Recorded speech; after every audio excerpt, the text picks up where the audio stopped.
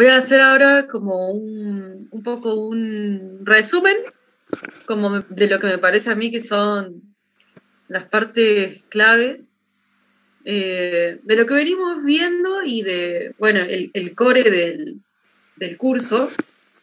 que tiene que ver con esto que decía vos, Gabriel, de abstraernos, de poder flexibilizar estos conceptos que vienen de las ciencias de la computación para poder tener un punto de vista artístico de ellos. Por ejemplo, cuando decimos que tenemos que tomar un texto de entrada y leerlo como un string para que lo tome un compilador, bueno, un texto de entrada lo podemos entender como un texto en el sentido semiótico, una imagen, un sonido, una palabra, un poema, un video, que tenemos que, bueno, para que la computadora lo pueda analizar, como un string o incluso como números, una representación con la cual podemos hacer operaciones. Cuando pensamos en separar unidades de significado, no tenemos por qué pensar en palabras del español o del inglés, podemos pensar en píxeles, podemos interpretar los píxeles como algo que tiene un significado, podemos pensar tal vez no en píxeles, sino en partes de colores de una imagen,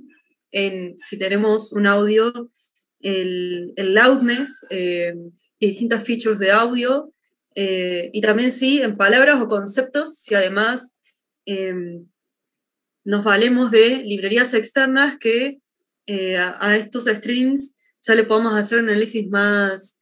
complejo, podemos también usar conceptos como vimos hoja de loto, que no es una palabra, sino ya algo más compuesto, ¿no? Después, cuando pensamos en que después a estos tokens hay que volverlos a rearmar de alguna forma en que tengamos una interpretación del significado original, pero que sea analizable por una computadora, eso también lo podemos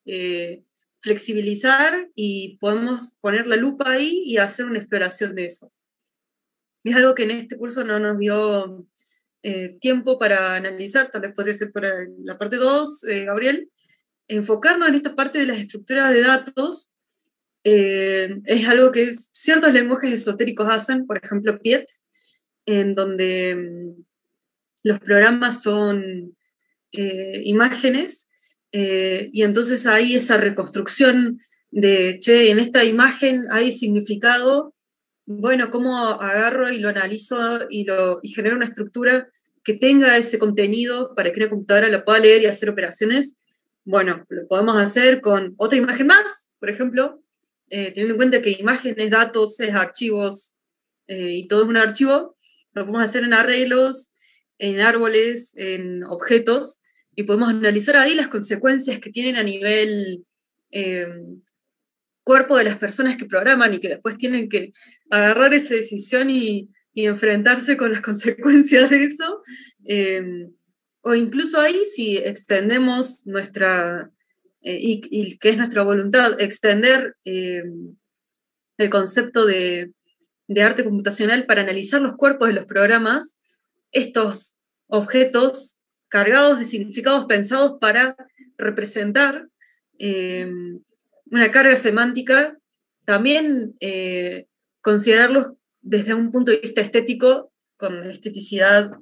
que podemos derivar de distintas fuentes, ¿no? Así como tenemos la esteticidad matemática, por ejemplo, podemos traer otras esteticidades como la de la gráfica, la del diseño gráfico, la del diseño gráfico que viene por el lado de la imprenta, por ejemplo, bueno, y etcétera. Podríamos estar con un par de doctorados ahí nada más, solamente en esa parte de todo este desglosado. Y después también incluso tenemos otro campo de juego, que es cuando hablamos de ejecutar la semántica. Podemos modificar una animación, como es el ejemplo que les mostré con Senryu, o el ejemplo de Francisco, cuando él empiece a jugar con ese concepto de lenguaje y lo vaya extendiendo, la semántica de los programas que él escriba o los programas de Senryu van a ser dibujar la semántica, va a ser modificar los píxeles, los LEDs de una pantalla. También podemos pensar que el efecto sea generar sonidos. Hay otras cosas que se pueden hacer tranquilamente a través de librerías de JavaScript, como es mandar mensajes por WhatsApp, automatizar relaciones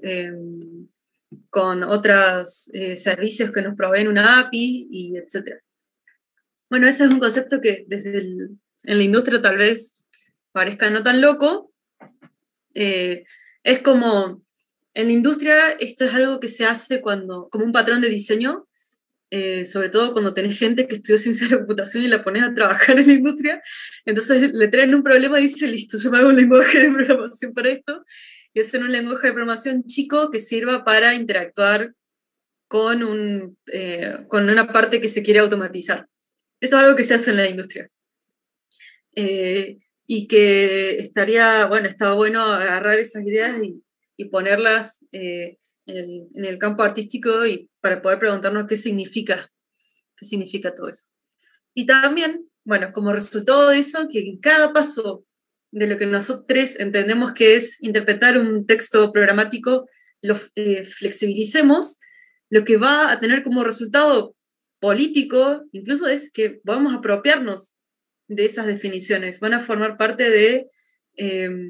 una extensión de nuestra capacidad de transformar las cosas, de también proponer una definición alternativa de qué es la tecnología, para qué se usa, qué son los lenguajes de programación y para qué se usan. Y si decimos, y nos interesa que lo que nosotros hagamos sea considerado arte, es algo que le agrega también valor, sobre todo si pensemos al arte como algo que tiene el potencial de cambiar el mundo, por así decirlo. También algo que vimos son distintos cortes que se le pueden hacer al concepto de lenguaje. Acá quería hacer como un recopilado de, este es un corte así, entendiendo al lenguaje como un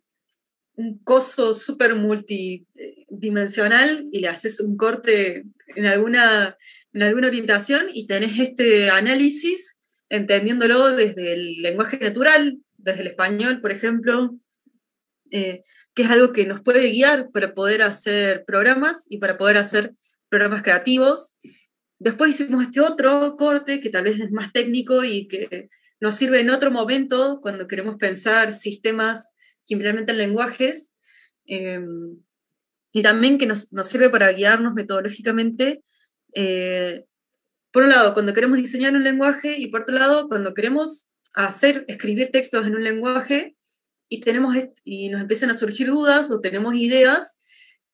para poder separar cuándo estamos hablando de semántica y lo que queremos que un programa haga, y por otro lado, cuando estamos hablando de sintaxis, que es cómo es que lo hace. Y después el alfabeto que lo busca internet. Y después otro corte, ya con otra orientación y con otra perspectiva tal vez más, crítica, dentro de la teoría crítica, de pensar en la cuestión material, geopolítica, y todo lo que hay en el medio de las cosas. Tenemos un corte que genera cortes de los programas y de los lenguajes. Así que esta es ahora otra forma de enfrentarnos y de manipular mentalmente los lenguajes y las tecnologías para entenderlas y para ponerlas en contexto, y para poder también analizarlas dentro de un marco artístico. Y bueno, todo eso tenía que ver, y lo estuvimos viendo porque lo que hicimos en este curso fue ver todas estas transversales, desde lo que es la filosofía de la tecnología y las consecuencias lógicas que tienen las decisiones que vamos tomando, lo que es la programación creativa, programación con otros fines que no son las de que ciertas empresas ganen este quarter un 0.05% más de millones de dólares, sino otros fines. semiótica, entendiendo que estamos enfrentándonos ante signos y textos que están en una lucha con el resto de los signos para ser enunciados y para meterse en lo que es el reino de los discursos que son enunciados versus otros que no son tan enunciados por una razón u otra. La lingüística, que es este conocimiento que ya traemos desde un lugar de expertise absoluta que tiene los humanos e incluso diría el universo, más allá de los humanos, es algo que lo tenemos en la realidad matérica de nuestro ser a nivel celular. Tenemos una expertise del lenguaje más allá del entendimiento, que va más allá de la posibilidad de reducir en reglas enunciables y que lo podemos usar a nuestro favor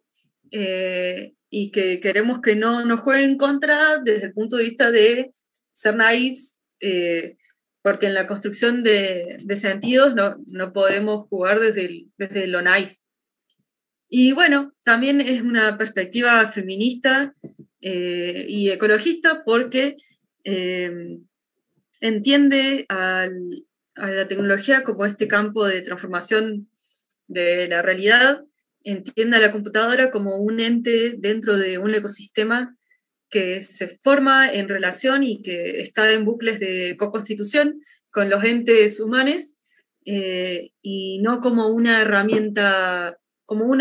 más, sino entendiendo las herramientas como las que han formado al ser humano y no al revés. Las herramientas hacen el humano y no los humanos a las herramientas. Así que todo lo que estuvimos viendo fue como un torbellino de todas estas cosas que estaban todas unas por arriba de la otra, así en capitas.